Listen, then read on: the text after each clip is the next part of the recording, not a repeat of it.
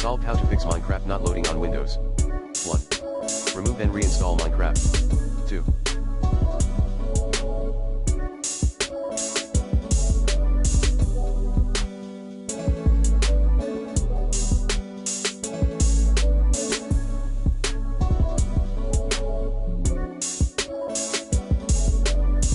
Update your video card driver using the recommended Avast driver updater in this video guide. 3. Disable some installed mods in your Minecraft app. 4. Run Minecraft as an administrator. 5.